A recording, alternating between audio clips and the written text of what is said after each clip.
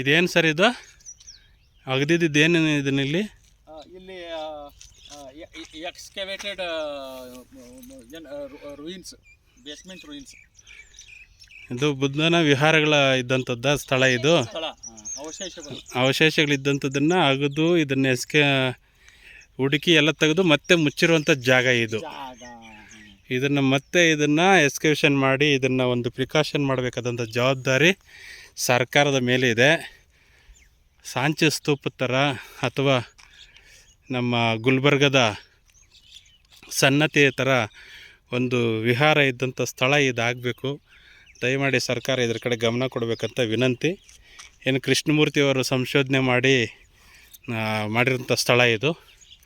ಇದನ್ನು ಮತ್ತೆ ಏನು ಸಂಶೋಧನೆ ಮಾಡಿ ಇದನ್ನು ಜಗತ್ತಿಗೆ ಪರಿಚಯಿಸಬೇಕಂತ ಈ ಮೂಲಕ ವಿನಂತಿ. ಹಣ ಬರ್ತದೆ ಹೋಗ್ತದೆ, ನಾವು ಬರ್ತೀವಿ ಹೋಗ್ತೀವಿ ಜಗತ್ತಿನಿಂದಾಗಿ.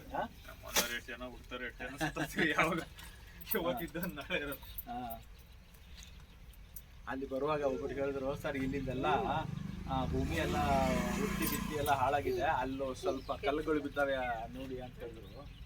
ಅದು ನಾವು ನೋಡ್ಕೊಂಡು ಬರ್ತಾ ಇದೀವಿ. ನಾವು ರೈಟ್ ಪರ್ಸನ್ ನಾವು ಕಾಂಟ್ಯಾಕ್ಟ್ ಮಾಡಿದ್ವಿ ಅಂತ ಅಷ್ಟೇ. ನಾವು ಮಾಡಿದ್ವಿ ಕಲ್ಲು ಮೊದಲಿಂದ ಇಲ್ಲೇ ಇತ್ತು.